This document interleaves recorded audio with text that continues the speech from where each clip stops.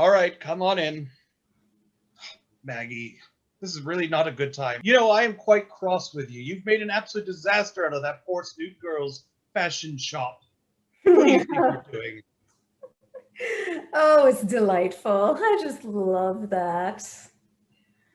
But I think you'll be very happy when you realize why I'm here today, Mr. Mayor. I doubt that very much, but why have you come here? Well, why don't you just take a look? Oh, surely this can't be real. Oh, it's real, all right. Well, if this were to happen, that would be tremendous. That would be wonderful. I could not wait to see the look on Oliver's face when he finds out.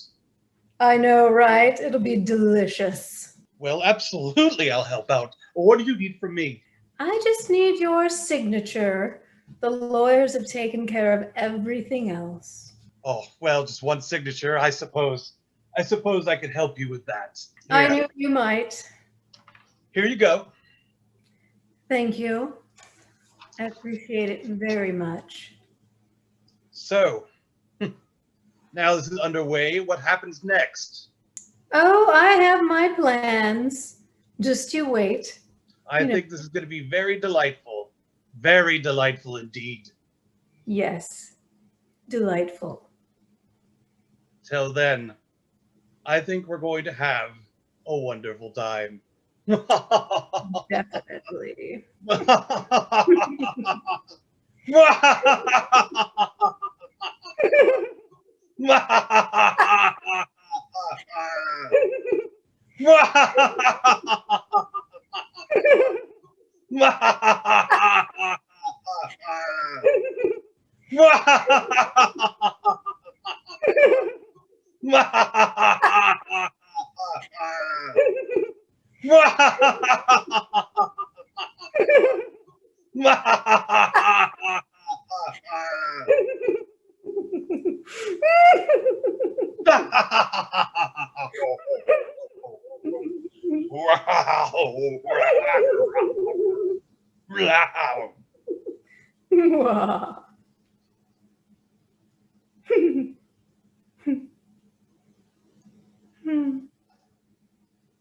Yes, well, bye-bye. Toodaloo.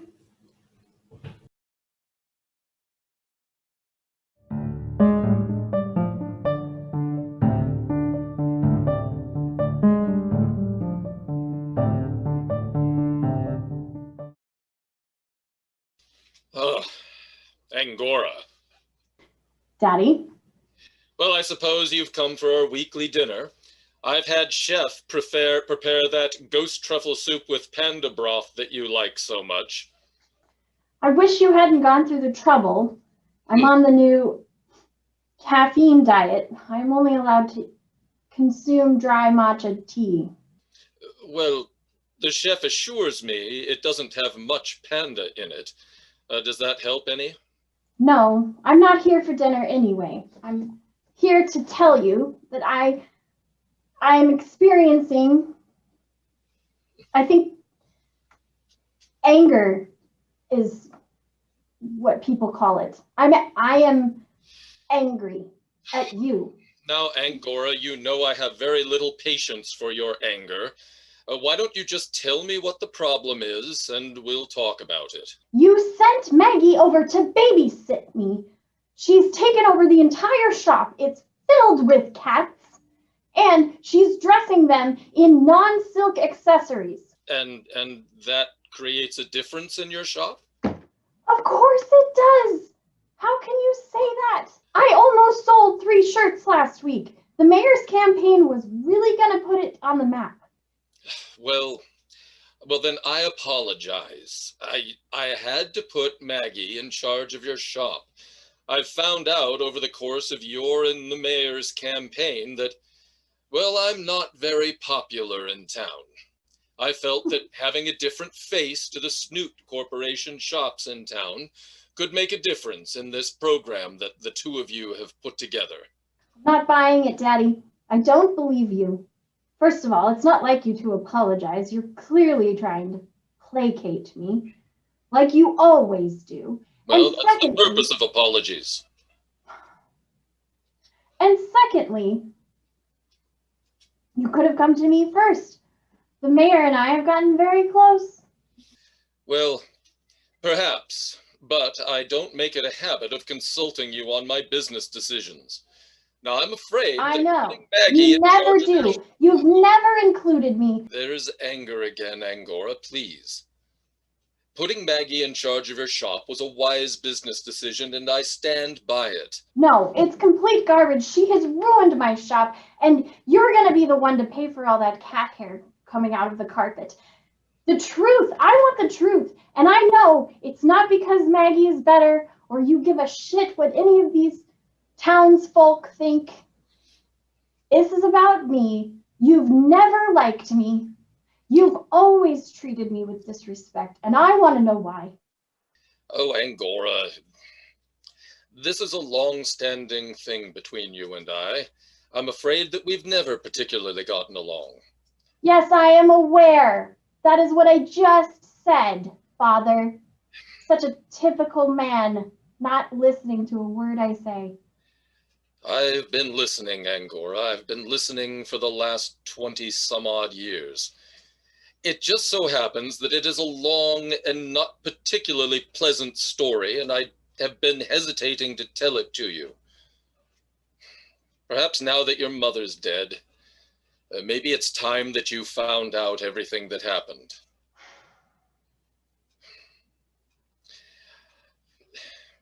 Angora, you may find this hard to believe, but back before you were born, your mother and I were very close. We had a very loving relationship, so much so that we were hoping to have many, many children to share our love with.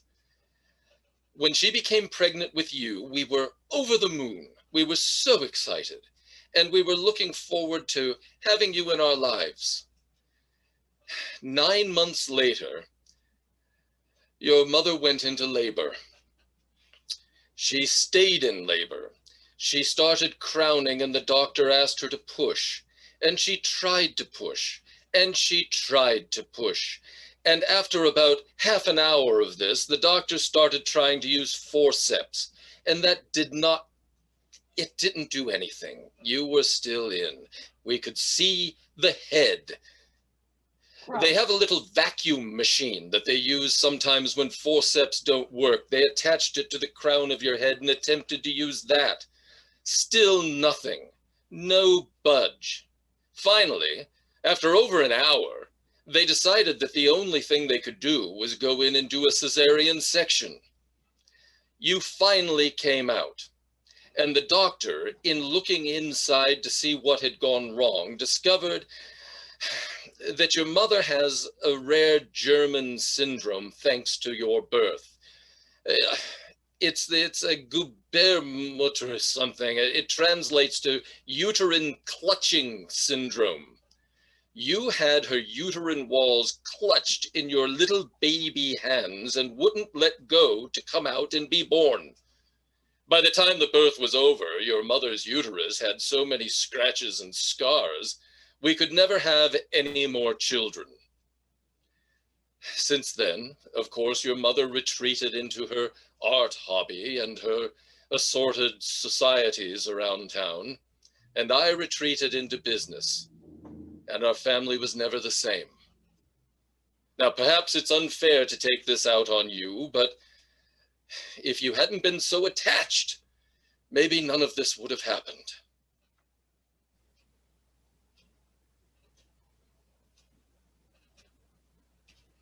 Sorry, I passed out for a second. Were you still talking? I'm through. And I'm through with this conversation. I have put Maggie in charge of your shop, and in charge of your shop she shall remain. Well, maybe I'll just go to our little friend at the mayor's office and see what I can do about this. And don't think for a minute that you've got Maggie's number. I know her well enough to know she will find a way to one-up you on anything you're scheming with her. So just watch your back, I think my Daddy. back is well covered. I have the best lawyers in the country working for me. Don't say I didn't warn you. Well, hopefully, within a week or two, when this telethon event happens, I'm planning on doing an act, and I'm hoping that will move public opinion in my direction, and then I can cease all of this mumbo jumbo and take charge of my businesses again. You're doing an act. You're stooping to the level of the plebeians of Shelter Place. Sometimes we must do what we must do. That should be rich. I look forward to watching you crash and burn, Daddy. Thanks again for nothing. I have to go snort some matcha powder. Well, good luck with that. I am going to have dinner. All right, Good evening, drink your Angora. panda juice. Mm-hmm.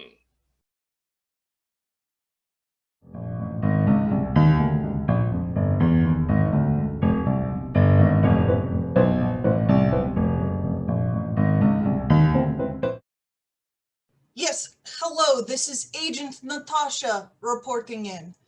Yes, I am undercover in Shelter Place. We'll uncover the whereabouts of girl Natalie. We'll find her body.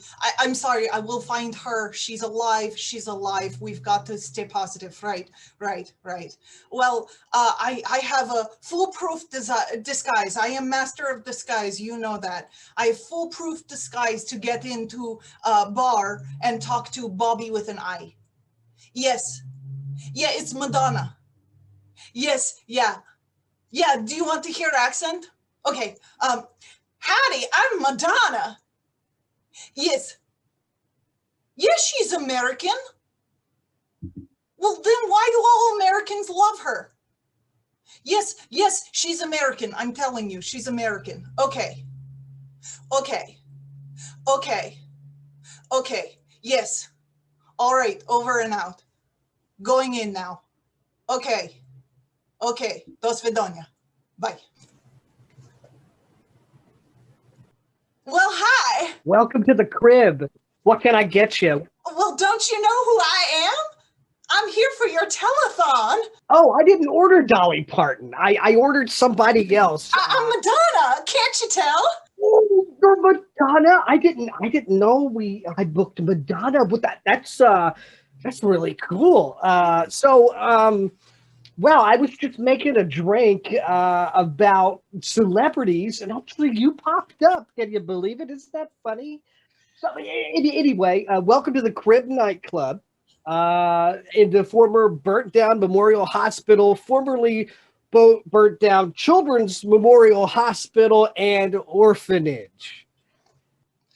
That's so lovely. I love this bar. It looks so charming to be here. Now listen, I heard that there was a lovely young girl who's a big Madonna fan. Her name is Natalie. Do you know where she might be? Oh, Natalie. Actually, I don't know. Funny you should ask. No. Could you tell me who was the last person who might have been seen with her? Maybe anybody mysterious? Well, I'll tell you the last time I see it. Oh, okay, yeah. The last time I see Natalie was with this guy with an ice pick. He was really tall. Ice pick Reginald? That might have been it. I mean, I've never heard of any of these kinds of people. I'm Madonna, right? I thought you had like an accent, like from New Jersey or something. No. I'm Madonna. I'm American, just like you. Yeah, cool. So what are you gonna play this evening? Are you gonna do like everybody knows like a prayer and a virgin and all that stuff? What about the deep tracks? Are you gonna play any of those? I can play the Like a Virgin one. Oh well, yeah, but besides that, I mean, are you gonna play like Vogue or what is it? Not Like a Prayer, but there's others. Hung Up, but that's a new one she did, I don't know, like 13, 14 years ago. Well, I did that because I'm Madonna, of course. Oh yeah, that's right. Right. Yeah. Right. That's right. So, well, I'd love to do just the ones that everybody loves. And that's why I want to find Natalie. So if you haven't seen her, maybe you could tell her that I've been looking for her. Well, if she stops by the crib, I'll let her know Madonna's looking for her. That's good. That's right. That's right. Say, So, well, I just wanted to hear about that drink you were telling me about. yeah, the drink. I got it. So I was thinking about making a drink called Madonna, and it had to start with like champagne and some jewelry, obviously, and then to top it off, we actually put a firecracker in it, and then it just like kind of sparkles a little bit, and then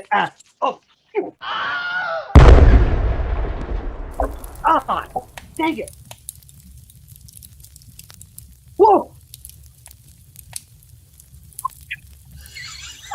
Whoa. Oh, Madonna! I gotta be Madonna!